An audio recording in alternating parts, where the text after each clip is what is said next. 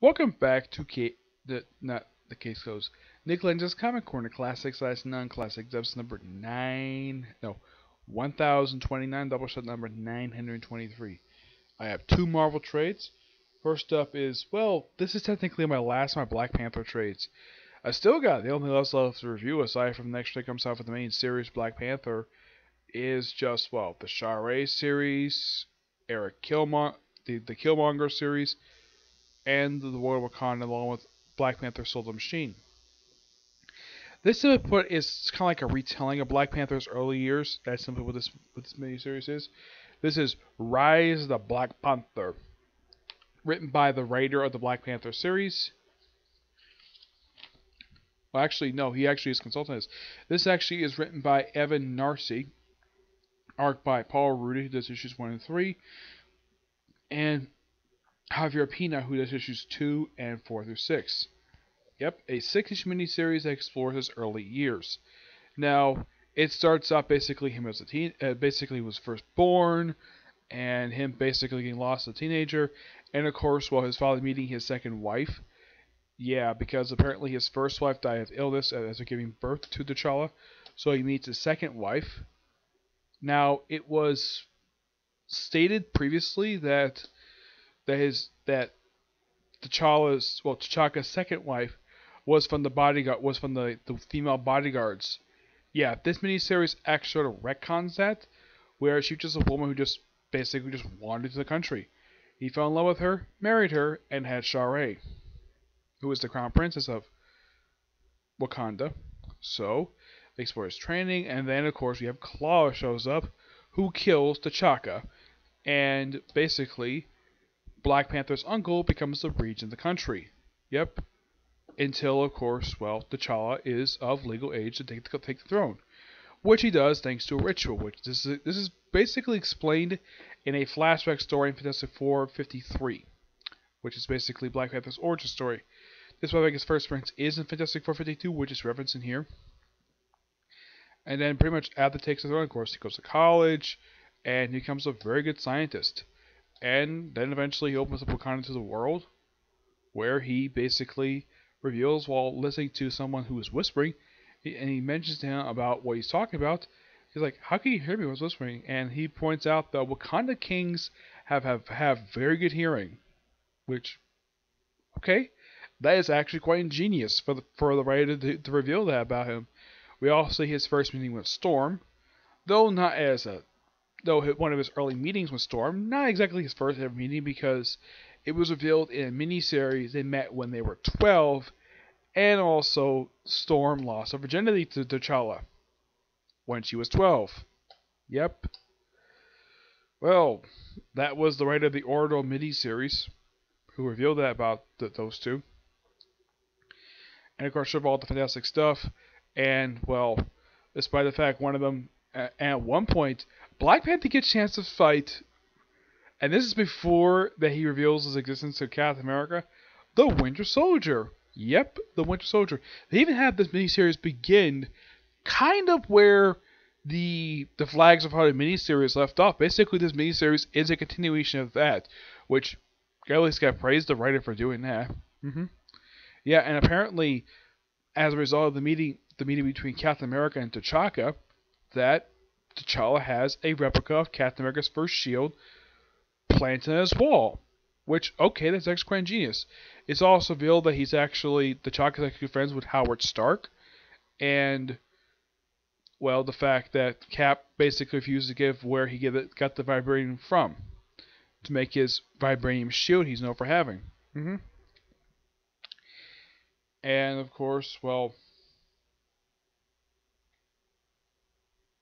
oh yeah, we also have T'Challa meeting Namor for the first time, yes, where they actually fight, like superheroes do, and realize though that yes, basically a traitor to, it's a traitor revealed to Namor's kingdom was kidnapping Wakandans, so they team up together as temporary, and then of course, well, Namor wants to destroy the place. Like, okay. And of course, Black T'Challa contacts us like, "Hey, sorry, can you delay the Atlanteans for a little bit? I need to get some info off this thing." Like, Okay, how is it? Well, you're the crown princess. You can do whatever the heck you want. Which is indeed true. So, he downloads all the info, and eventually the Atlanteans show up and destroy the place. And he goes home and he sees a robot sitting on his throne. Whose robot? What robot is this? It's a freaking Doombot. Yes, a Doombot that blows stuff up. And eventually T'Challa gets a chance to meet Black Panther the first time, which actually they reference. That's when they reference his meeting with Fantastic Four back in Fantastic 52. He also mentioned why not contact the Avengers. He says, well, they're good warriors, a bit undisciplined, and he prefers the Fantastic Four a little better. Yep. Overall, this is a really good miniseries. A great, let's just say, it's a great telling of Black Panther's early years, and the miniseries ends with him joining the Avengers for the first time back in, I think it was like Avengers 52, which is also the debut of the Grim Reaper. I give this miniseries, I give this trade a 10 out of 10. It's really good.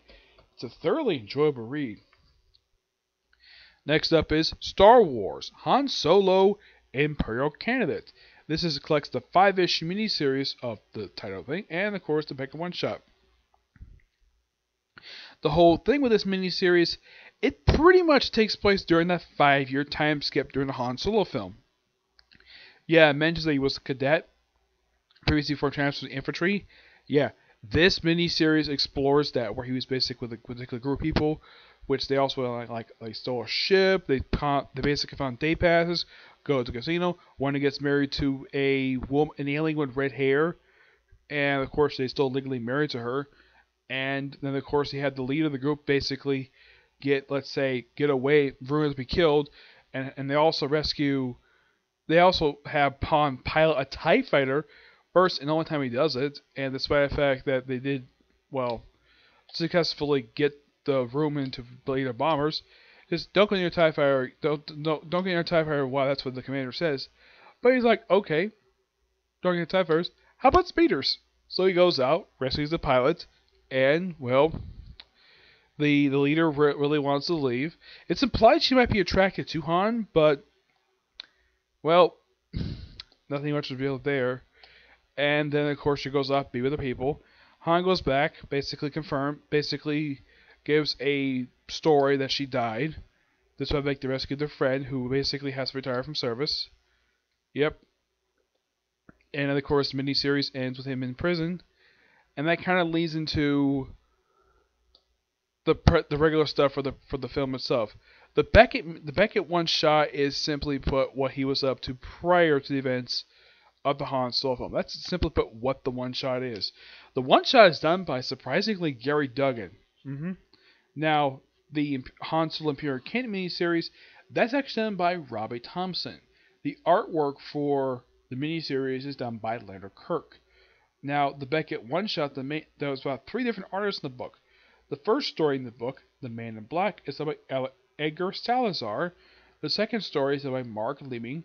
And the third artist is Will Seeley. Yes, the same artist who worked on the Spider-Man 29 book under Peter David. Yep. Now, the miniseries is great, and it basically now, this was mentioned if you read the Han Solo books of the original EU, it does bring up his time as Imperial Candidate, though they do change in here how he left the service. In that particular miniseries, he left because he didn't like the slavery stuff. Here, because, well, he felt like it. Because he basically was kicked out for disobeying orders. That was simply the gist of it. But at least that they bring up the fact he was Imperial Candidate. Yeah. And apparently, here's kind of the strange thing. It was revealed in the film that the thing is, Han didn't have a legal last name. He just simply was named Han. And they just slapped the name Solo because he just felt like it, because he's Solo. Yep. But aside from that, the miniseries is really good. I gotta hand it to Marvel for giving Han Solo another miniseries. Though it's stuff related to Han Solo film, but it's great. I give this book roughly a 9.5 out of 10. This is really good. So yeah, that's it for this particular review. Don't worry, I have no other videos planned for today. Now tomorrow, I got reviews planned for One Piece, Boruto, Dragon Ball Super, and possibly another Comic Corner. And also probably another episode of Triple X Holic. Aside from that, that'll be really it for reviews tomorrow, okay? Yep, so until I see you all tomorrow. Bye.